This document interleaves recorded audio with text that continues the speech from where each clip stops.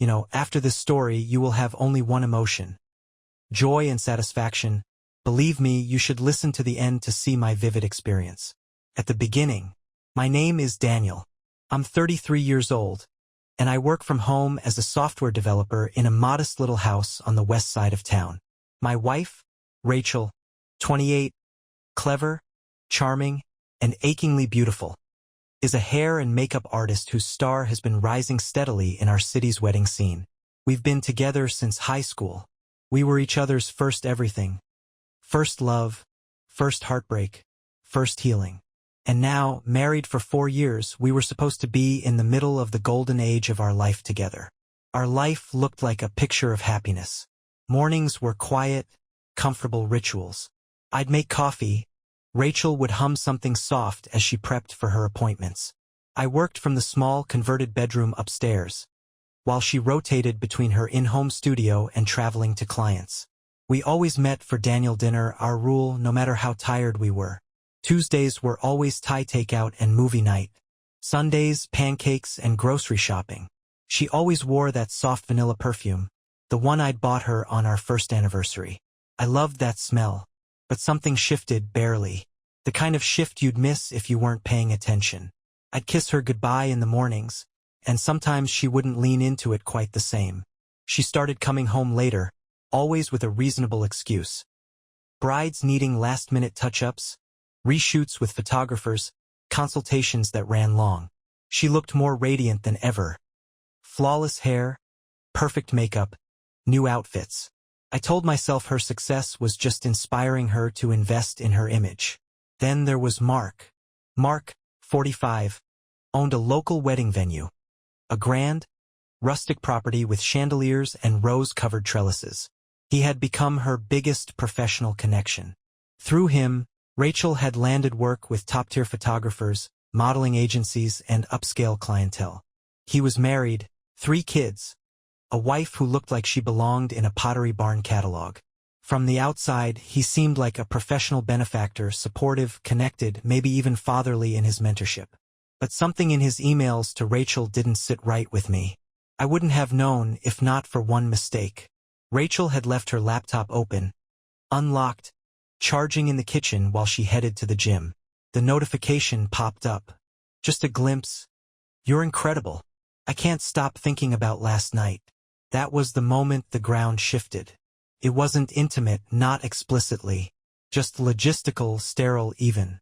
A meeting time, a place, a casual remark about discretion. But that one line clawed at me. Last night, when she came home late, claiming a long shoot and curling up next to me like nothing had happened. We ate Chinese food. We watched an old rom-com. She fell asleep on my shoulder. I tried to tell myself I misunderstood it. Maybe he was just being friendly. Maybe he was remembering an event. But the lie wouldn't stick. I scrolled. I shouldn't have, but I did. Her inbox held months, maybe a year of messages. Most were harmless. Some, though, felt loaded. Compliments. Flattery. One email had a hotel reservation, usual place, booked under his name, but her email had the receipt. She hadn't forwarded it. She initiated it. I didn't cry. I didn't scream. I sat there, a hollow shell, staring at the necklace I'd noticed in her drawer a week earlier. The one she said came from a client. A delicate gold chain with a small ruby.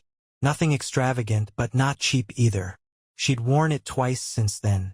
I hadn't bought it. Rachel was still the same. Loving, affectionate, thoughtful. She initiated getting close more often. She called me pet names. She planned spontaneous date nights. She hadn't withdrawn at all. If anything, it felt like she was trying harder. That was the worst part. Not the betrayal. The performance. In the days that followed, I felt like a man living inside a snow globe. Outside, the world looked unchanged, clear, still, ordinary. Inside, everything was swirling. The doubt didn't scream. It whispered. It waited. It sharpened my senses. Rachel started making subtle changes to her routines. She left the house earlier than necessary for appointments. Her makeup was bolder, her perfume heavier. She started going to the gym again. Something she hadn't done in almost a year. I asked her about it, and she just smiled and said she wanted to feel stronger. I told her she already looked great. She kissed me on the cheek. "You're sweet," she said, already halfway out the door. At night, she'd be more affectionate than usual. Sometimes it felt almost rehearsed, like she was compensating for something, and that only made the doubt worse. Because how do you accuse someone who's treating you better than ever of being unfaithful? I found myself replaying conversations, analyzing every word, every glance, every silence. She laughed a little too hard at something on her phone during dinner one night. I asked her what was funny. She shrugged. "Bride drama," she said. Then she excused herself and took the phone call outside. One afternoon, she came home with a new blouse, a red silk, low-cut, expensive-looking. "Got it on sale," she said. "From a boutique downtown." I nodded, pretending to be impressed. But later that night, I checked her bank statements. No charge from any boutique. No charge at all. Then came the hotel keycard. Found it tucked beneath a compact mirror in her makeup drawer. Room 13 embossed on the back. No hotel name, just the number. It smelled faintly of her perfume. That was the moment I realized I wasn't paranoid. I started keeping a log, nothing fancy, just a plain Word doc on a hidden flash drive. I tracked when she left the house, what she was wearing when she returned. I took photos of receipts, cataloged outfits, even started snapping pics of the mileage on her car before and after workdays. I was no longer her husband. I was her investigator. And the more I looked, the more the pieces clicked together. Late appointments that didn't line up with her calendar. Unexpected bursts of cash deposits she couldn't explain. A mysterious Uber charge on a night she claimed to have driven herself. And still, she looked me in the eye every night and said, "I love you." I wanted to believe her. God, I did. But even lies can sound beautiful when you want them to. By now I wasn't hoping she was innocent. I didn't sleep much those days. I'd lie in bed next to her, staring at the ceiling while her breathing settled into slow, rhythmic waves. My hand would rest inches from hers, but I never reached out. I couldn't. I was afraid of how badly I wanted to believe her warmth still belonged to me. So I went deeper. I researched. I spent late nights reading threads from betrayed spouses, blog posts from infidelity experts, even legal sites that explained what counted as evidence in divorce court. I learned phrases like emotional affairs and gaslighting. I highlighted patterns in behavior. I took notes like I was prepping for trial because in a way I was. One night, while she was asleep, I finally cracked the lock screen on her phone using the smudges left on the glass. 4 digits. Her birth year. Easy. My stomach churned as I opened her messages. Most were harmless, clients confirming appointments, group chats with other stylists. But buried deep in the archives was a name saved as M Catering. It wasn't a catering service. It was Mark. The texts weren't constant, but they were intimate in a way that made my throat close. "You killed it today. I couldn't stop staring at you. Next time, wear that black dress I like. I'll meet you after the shoot. Same place." She replied with restraint. No hearts, no pet names. But she didn't shut him down either. "You're bad," she wrote once, followed by a winking emoji. Another time, "You're going to get me in trouble." No denial. Just a dance. I screenshotted everything and uploaded it to a secure folder. The next day, I bought a cheap voice-activated recorder and hid it in her car beneath the driver's seat. Then 2 hidden cameras disguised as smoke detectors. One in the living room. One in her studio. I told her I was installing them for a home insurance discount. She didn't question it. She never suspected me. That same week, she received a delivery, an anonymous gift bag marked, "To Rachel, from Santa." It was January. Inside? A luxury handbag, sleek black leather, monogrammed, probably designer. She claimed it was from a bridal client, a thank you for squeezing in a last-minute wedding. But there was no card. No note. That night, she went to bed early. Said she was tired. I lay awake for hours staring at the ceiling, listening to her soft breathing, wondering how someone could lie so effortlessly. So beautifully. I didn't confront her. Not yet. But the clock was ticking. I wasn't going to be her fool forever. There's a strange kind of peace that comes when you've accepted the storm is coming. I found myself slipping into a routine again, not the one Rachel and I used to share, but a new one. One built on observation, paranoia, and a sick kind of control. I woke up before her. Brewed the coffee. Tracked her mileage. Copied files from her devices while she showered. Then I'd sit down at my desk and try to write code with a brain filled with static. The irony? I had never been more attentive. I remembered anniversaries, refilled her favorite lotion without her asking, even made her breakfast some days. She smiled more, laughed louder, told me I was on a roll lately. If she suspected anything, she never showed it. And I never let on that every nice thing I did was part of an internal chess game. Sometimes I'd look at her across the dinner table and think, you have no idea you're living with a man who's watching the walls close in. There was even a moment, just one, that made me laugh. It was a Sunday.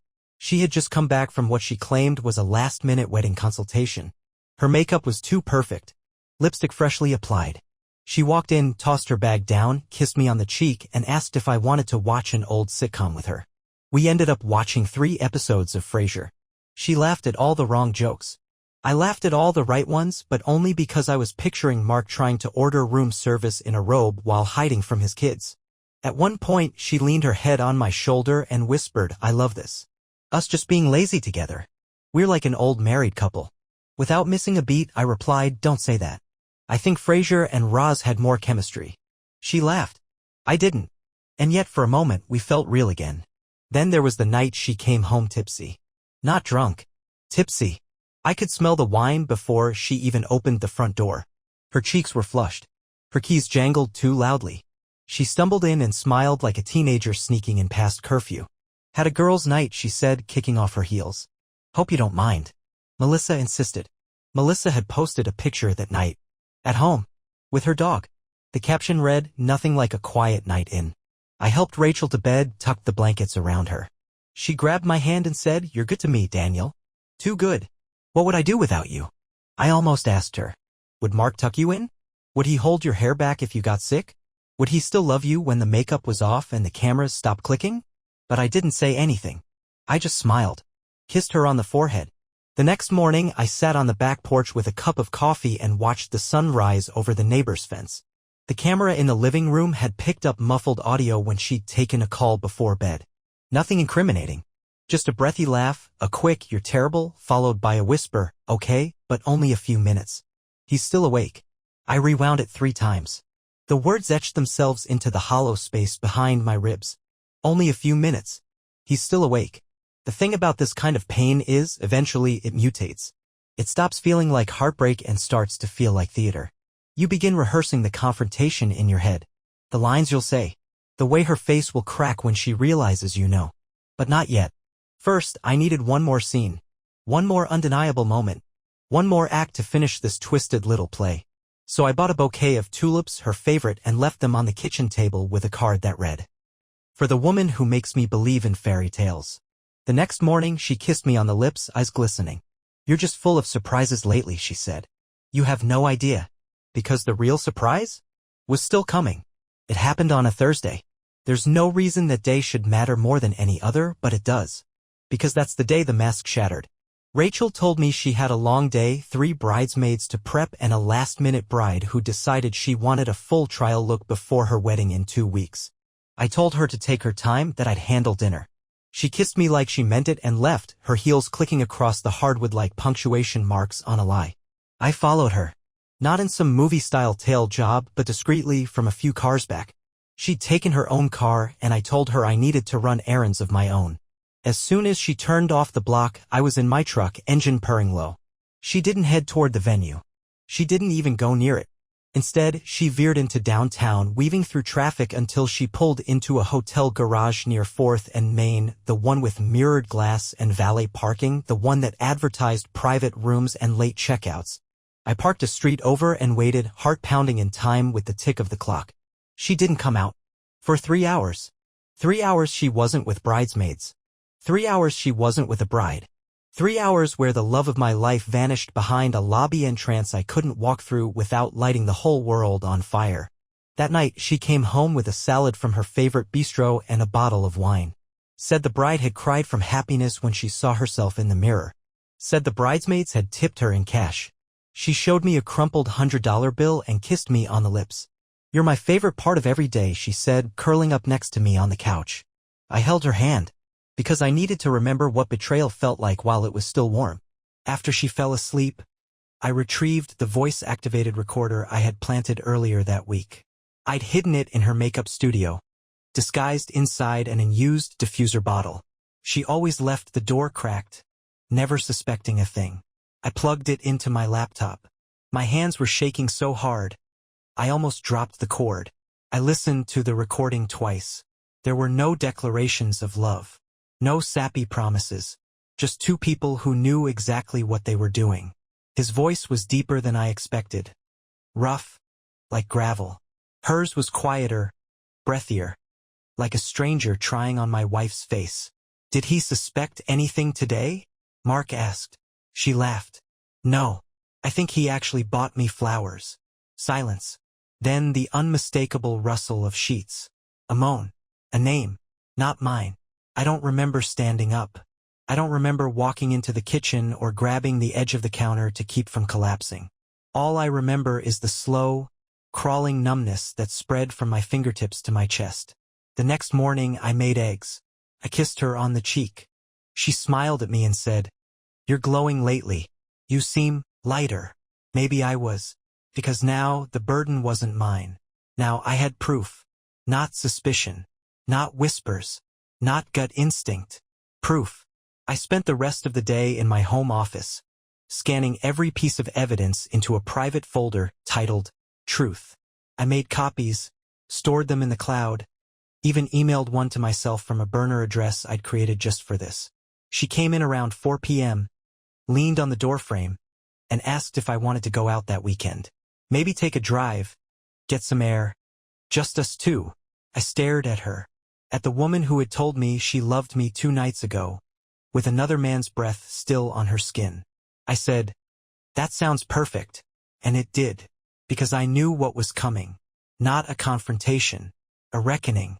The next few days blurred into one another, like watching the same painful scene on repeat, unable to look away. I functioned barely. I worked, I smiled when necessary, I made dinner. But beneath the surface, I was drowning in a quiet, bitter storm. She didn't notice. Or maybe she did and pretended not to. I started avoiding physical touch. Not obviously, just small things. I stopped brushing against her when we passed in the hallway. I let kisses land on my cheek rather than return them. I used the excuse of back pain to sleep facing the other direction. But I watched her, closely. Every glance at her phone. Every excuse to leave the house. Every too-perfect explanation for why she was late. I had proof. Yet I said nothing. There's a strange cruelty in that, holding the truth like a blade, knowing you could sever the lie at any moment. But instead, you keep it sheathed. Let it dig into your side. One night, we sat on the back patio. It was unseasonably warm, the sky clear. She poured us wine and talked about redecorating the living room. Maybe we could repaint, get new throw pillows. Something fresh. You know? Fresh. I nodded. Sure. Fresh sounds good. She leaned her head on my shoulder, and I felt it. This unbearable fracture between the woman I once loved and the stranger pretending to be her. She sighed contentedly. "You've been so good to me lately," she murmured. "Because I'm grieving you," I wanted to say. "Because the woman I love is gone, and I don't know who this is anymore." Instead, I said, "You deserve it." That night, I stared at the ceiling and thought about all the nights she'd come home from Mark's arms and curled up next to me like nothing happened. I thought about the flowers, the bracelet, the whispered lies, about how easily she could float through life pretending everything was fine. And I realized something terrifying. I wasn't sure if she ever loved me. Maybe it had always been convenience. High school sweethearts. Familiarity. Maybe I had loved the idea of her more than the real woman. This woman who could fake devotion with such precision. It felt more intimate than truth. I felt hollow. Not angry. Not even hurt. Just gone. The next morning, I sat in my office staring at our wedding photo. It used to sit proudly on my desk. Now it looked like a relic from another life. I opened the drawer and placed it inside, face down. Later that day, she texted me a photo of a wedding setup she was working. Rose petals, candlelight, ivory linens. This one made me think of ours red heart. I stared at the screen. The message glowed like acid. I didn't reply. She followed up a few hours later. "Everything okay?" Still, I said nothing. That night, she looked at me across the dinner table and asked, "Are we okay?" I met her eyes, held them, saw the flicker of something, doubt maybe or fear, and for a split second I almost gave in. almost reached across the table and lied to her the way she'd lied to me. But I couldn't. I said, "Are we?" She blinked, looked down at her plate. "What do you mean?" I didn't answer. The silence between us stretched like a wire, taut and waiting to snap. And I knew we were past the point of pretending. The storm wasn't coming. It was already here. It's strange, the way grief settles into your bones, not like a wound, but like weather. Heavy. Lingering. Unavoidable. I moved through our house like a guest, never touching too much, never lingering in one place for long. The walls felt different. Smaller. Like they knew something too. Rachel started waking up earlier. Making coffee before I could. She'd greet me with that same warm smile like we were just a couple figuring life out. She'd sit across from me, sipping from the mug I'd bought her last Christmas, the one that said Mrs. Always Right, and ask me if I was okay. I always said yes, but something in my voice must have betrayed me. Because she started hovering. Asking more questions. Suggesting we go on trips. "Let's get away," she said one evening. "Somewhere just us. Somewhere quiet." I asked her if she needed quiet. She looked at me strangely. "Don't you?" Quiet was all I had. At night, I lay awake, the echo of her laughter with Mark playing in my head. That stupid breathy laugh. It used to be mine. Now it was his. Or theirs. Or no one's at all. I remembered the hotel room number. 212. I wondered how many times they met there. If the sheets smelled like her vanilla perfume. If she cried after. Or if she just left and reapplied her lipstick in the mirror like it was just another appointment. There was one night, I'll never forget it, where I almost told her everything. She had made pasta. Burned the garlic like she always did. And she looked so damn happy just to be there with me. She poured the wine and danced around the kitchen while it simmered. I sat on the stool, watching her, feeling this tight, unbearable pressure behind my ribs. She turned, caught me staring, and said, "You're looking at me like you don't recognize me." I swallowed. "Sometimes I don't." She didn't laugh. She set the wine bottle down. "Daniel, what's happening to us?" I wanted to scream.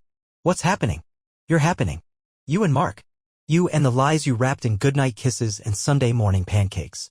That's what's happening." But instead I shook my head. "I don't know." She cried that night. In the bathroom. Door locked. I sat outside, leaning against the frame, listening to her sob like a girl who'd just lost her first love.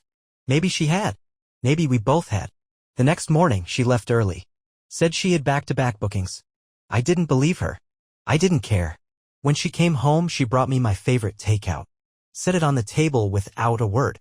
I opened the box and saw my name written on the lid with a heart beside it. That stupid, fragile little heart. I didn't eat. That night, I wrote everything down. Every email. Every message. Every piece of surveillance. I printed it out and placed it in a manila envelope. I didn't know what I was going to do with it yet. But I needed it to exist. A record. A grave marker for a love I was slowly starting to mourn. Not because I didn't love her anymore. But because love wasn't enough. Not now. Not after this. It happened on a quiet Tuesday. Rachel was in the kitchen, chopping vegetables, humming along to some acoustic playlist. She looked relaxed, like the past few weeks of silence hadn't tightened the air between us. Like she hadn't noticed that every time she reached for my hand, I flinched just a little. But I noticed. And I had reached my limit. The envelope sat on the dining table. Yellow. Sealed. Heavy not with weight, but with finality. She saw it when she turned, towel in hand. "What's this?" "Everything," I said. She blinked. Picked it up. Turned it over in her hands like she expected it to bite her. "Daniel. Read it." She didn't move. I pulled out the chair. Saturday. Calm, too calm. My heart should have been racing. It wasn't. I had already died the day I heard her whisper Mark's name on that recording.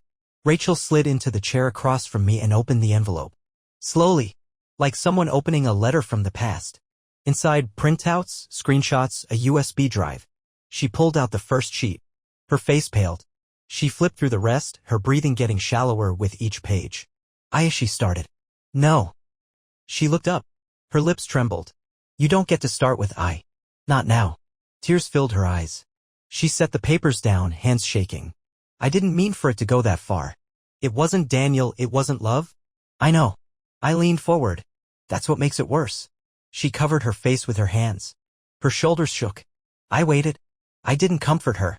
Because I was done being the man who held her through her storms when she was the one stirring the clouds. "It started when Mark offered me that modeling connection," she whispered. "He made me feel seen. And then it just kept happening. I wanted to stop, I swear, but every time I tried, he'd offer more work, more clients. So you sold us for bookings? No, she cried, reaching for me. I pulled back. I was afraid. Of losing momentum. Of losing everything I worked for. What about what we worked for? I said, voice low. We were building a life. Not a portfolio. She was sobbing now, body curled in on itself like someone mourning a death. She was. I stood. Walked to the sink. Let the silence wrap around her like a noose. I didn't tell anyone, I said. Not your parents. Not mine. Not yet. But I will. Rachel looked up. Her mascara was running. Her mouth opened to speak, then closed again. I'm not making a scene. I'm not throwing your things on the lawn. I'm not yelling. You don't deserve that much of my energy. Please. Daniel. I turned. I deserve better. And for the first time since this all began, I saw something new in her eyes. Not guilt. Fear. I need time, she said. To fix this. To fix me. I shook my head. Time doesn't undo what you did. But you can have it. Her lips quivered. Are you leaving? No, I said. You are. And just like that, the house got quieter. Not just with silence. With truth. Rachel left the next morning. She packed quietly. No screaming, no pleading. Just the quiet rhythm of drawers sliding open and the soft thump of clothes being folded with shaky hands. I sat at the kitchen table with my coffee, watching her silhouette drift from room to room like a ghost. She didn't ask me for anything.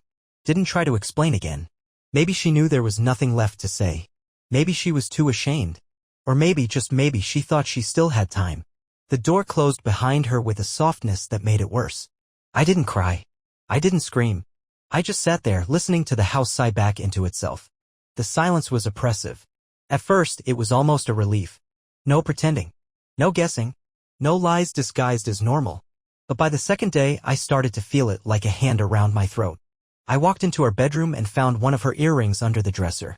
I stared at it for 5 full minutes, wondering if she'd left it on purpose. That night, I made too much dinner. Out of habit, I plated 2 servings.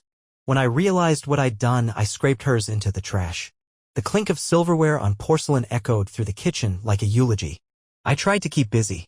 Took long walks. Cleaned parts of the house I hadn't touched in years. I even considered repainting the living room like she'd suggested, just for the distraction. But the truth was, I was falling apart. I couldn't sleep in our bed. I started sleeping on the couch, TV humming in the background to keep the thoughts away.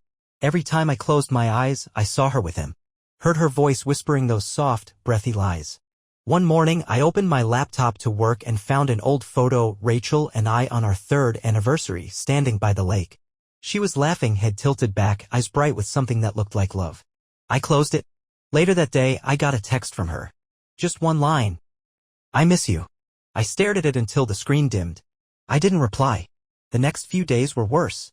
Her scent still lingered on her side of the bed. I found one of her sweaters mixed into the laundry. I didn't wash it. Just held it for a while, then shoved it into the back of the closet. By the end of the week, I started having conversations with myself. Out loud. In the kitchen. In the car. In the mirror. I would ask her questions. Say the things I hadn't when she was here. Try to make sense of a mess that no longer had shape. But nothing made it better. Because the truth wasn't just that she betrayed me. It was that I had loved her too completely. Too blindly. And now I didn't know who I was without that love. I wasn't angry anymore. I was just lost. I didn't know it would hit me like that. One moment I was pouring cereal. The next, I was hunched over the counter with my face in my hands, sobbing like a child who'd lost his mother in a crowd. It had been 10 days since Rachel left. 10 days since I told her to go, since I watched her walk out with the last of her things and closed the door on everything we had built. And still, the house smelled like her. Vanilla and lavender. Still, the shadows she left behind clung to the corners of every room. I didn't cry when she admitted the affair. I didn't cry when she begged. I didn't cry when she left. But I cried that morning. Because I realized I had attached myself to her so completely, so helplessly, that without her here, I didn't recognize my own reflection anymore. I had woven her into every part of my identity. The way I made coffee. The songs I liked. The rhythm of my days. It was like waking up and realizing you'd built your entire life on sand. I sat on the kitchen floor, cold tile pressing into my legs, and let it come. All of it. The betrayal. The loneliness. The unbearable truth that the woman I had given everything to had given herself to someone else. I cried until there was nothing left but a headache and silence. But something shifted afterward. Not clarity, not yet. but a flicker of something else. A breath. I got up, showered, shaved, went for a long walk with no direction. I didn't check my phone. I didn't look at her last message again. That night I made a simple dinner. Just for me. And I ate it at the table, slowly, without distraction. No TV, no background noise. Just me and the clink of a fork on a plate that finally didn't echo like a funeral. I still hurt. Deeply. Brutally. But the rawness was different now. It wasn't a wound being reopened. It was a wound beginning to scar. That night, I took the old photo of us from the drawer. I didn't throw it away. I didn't burn it. I just placed it in a box. Not because I wanted to forget her, but because I was finally starting to remember myself. Redemption didn't look the way I expected it to. It wasn't loud. It wasn't dramatic. It didn't come with apologies or second chances, at least not from Rachel. It started with the small things. Like finally making the bed. Like donating the pair of shoes she left behind. Like texting my brother back after ignoring his calls for a month. It had been nearly 3 weeks since Rachel left. I hadn't spoken to her since her last message.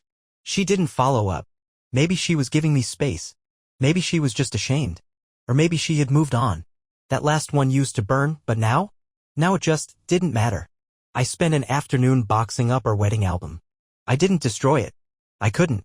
But I couldn't leave it out either. It wasn't rage. It was respect for what we had and for what I was becoming without her. One evening I caught myself laughing. Genuinely laughing. I was on the phone with an old friend I hadn't spoken to in years. We reminisced, joked, even made plans to meet up. After we hung up, I just sat there for a minute, stunned. The laugh had come so naturally, so unexpectedly. I hadn't heard that version of myself in so long. And that's when I realized grief had made me hard, yes. But not dead. Not hollow. Just cautious. I started going back to the gym. Not to punish myself, not to sculpt some revenge body, just to move. To feel my lungs fill with air and my muscles ache with effort instead of sorrow. I started journaling, something I hadn't done since college. Some entries were just a sentence. Some went on for pages. The most recent one read, "She didn't ruin me. She just reminded me how much I matter. I wasn't healed, but I was healing." One afternoon I got a package on the porch. No return address. Inside was a small photo frame, empty, with a sticky note that said, "For whatever comes next." I didn't need to ask who it was from. I left it on the entryway table. Not to make a statement. Just as a marker, a pause between chapters. Because what came next wouldn't be built on fear or desperation or the version of me that needed someone else to feel whole. What came next would be mine. Entirely mine. Spring arrived slowly, like the world was thawing right alongside me. The trees bloomed in that hesitant, early way, half hope, half memory, and for the first time in months, I left the windows open at night. Let the breeze in. Let the silence breathe. Rachel didn't come back. I never asked her to. She sent one more message weeks after the package with the frame. A text, simple and without expectation, "I hope you're okay. I really do." I didn't reply. Not out of anger. Out of peace. Because I was okay. Or, at least, becoming so. Day by day, I was rebuilding not the version of me that existed before her, but something new. Something stronger. Something more mine. I started volunteering once a week at a local shelter. Teaching kids basic coding. Watching their eyes light up when they made something move on the screen reminded me of something I'd lost, purpose beyond pain. I made a new friend there, Mara, a counselor with a dry wit and eyes that had clearly seen both joy and sorrow. We talked often. At first, just casually. Then over coffee. Then over dinner. I didn't rush it. She never asked about my past, and I never felt the need to explain. It wasn't that I was hiding it. It was just no longer the whole story. One Saturday morning, we went hiking. Just a small trail up in the hills. At the top, we sat on a rock and watched the town spread out below us like a patchwork of memories. I told her that I used to believe healing came in a moment, like turning a corner. She smiled. Nah. It's more like taking 1,000 corners and realizing one day that you don't remember the exact turn that made the difference. That stuck with me. Back home, I walked through my front door and past the entryway. The photo frame still sat there, untouched. Empty. I opened the drawer and took out a picture, one from the hike. Me grinning in the sunlight. Alone, but not lonely. I slid it into the frame. And for the first time in a long time, I felt like I was exactly where I was supposed to be. Not behind. Not broken. But beginning.